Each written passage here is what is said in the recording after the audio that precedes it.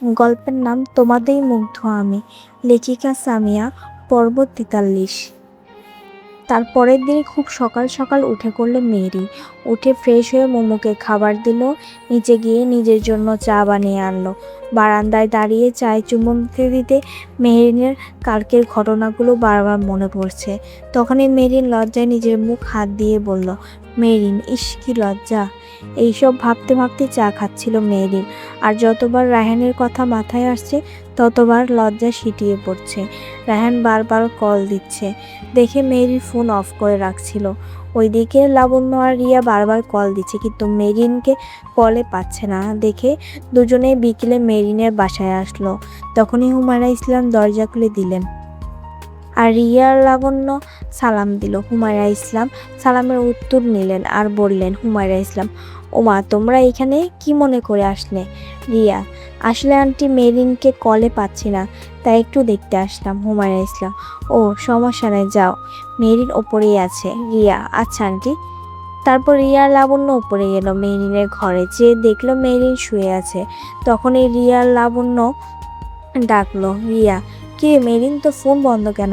লাবণ্য, হ্যাঁ তাই তো, কাল রাত থেকে কল দিচ্ছি, তোকে কি হয়েছে তোর? তখনই মেরিন শোয়া থেকে উঠে বসলো আর বলল, মেরিন, আরে তোরা বস এখানে। তখনই লাবণ্য আর রিয়া বসলো। রিয়া, কি হয়েছে বলবি তুই? মেরিন, হ্যাঁ বলছি, আমি আমার রায়হানকে খুঁজে পেয়েছি। রিয়া, কি বলিস, সত্যি? তাহলে তো তোর খুশি থাকার কথা, তুই দেখে আরো মন মরা হয়ে বসে আছিস, কারণ কি? লাবণ্য, হ্যাঁ আসলেই তো, কারণটা কি বল। তারপর মেহেরিন একে একে সব কথা খুলে বলে। তখনই রিয়া বলল, রিয়া, আর এই জন্য তোর মন খারাপ? মেহেরিন, হ্যাঁ। লাবণ্য, তো এখন তুই কি করতে চাচ্ছিস? মেহেরিন, আমি এখন চাই ওনার সাথে কোনো যোগাযোগ করব না। রিয়া, আচ্ছা ঠিক আছে। মেহেরিন, আর তোদের কাছে যদি আমার খবর জানতে চান উনি, তাহলে বলবি তোদের সাথে আমার কোনো কথা হয়নি। লাবণ্য, আচ্ছা তাইলে এখন আমরা যাই। মেরিন, আরে না, খাওয়া দাওয়া করে যাস, বস। রিয়া, না রে, আজ আর খাবো না, তোর খবর নিতেই আসছিলাম। লাবণ্য, হ্যাঁ আমার তাড়াতাড়ি বাড়ি ফিরতে হবে। মেরিন, আচ্ছা চল আমি এগিয়ে দিয়ে আসি। এরপর রিয়া লাবণ্য চলে যায়। এইভাবেই কেটে যায় 1 সপ্তাহ। রায়হান না পারছে মেরিনের সাথে যোগাযোগ করতে, না পারছে ওর সাথে দেখা করতে। রায়হান বহুবার চেষ্টা করছে তার মেহুর সাথে দেখা করতে, কিন্তু পারেনি। তারপর দেখতে দেখতে মেরিনের কলেজ ছুটিও শেষ। এখন সে কি করবে কিছুই বুঝতে পারছে না। মেরিনের ভাবনার মাঝে রিয়া লাবণ্য দুজন কল দেয়। মেরিন কল রিসিভ করে আর সাথে সাথে লাবণ্য বলে উঠল, লাবণ্য, মেরিন, আজকে তো আমাদের কলেজ ছুটি শেষ, এখন তুই কি করবি, কলেজ আসবি না? রিয়া, হ্যাঁ ঠিক হইতো, কি করবি কিছু ভাবেছিস? মেরিন, আমার মাথায় কিছু আসছে না, কলেজ না গেলে হবেই না আমার, এখন ওনার জন্য তো আমি পড়া পিছাতে পারবো না। রিয়া, তো এখন কি করবি? মেরিন, তোরা কিছু একটা বুদ্ধি দে।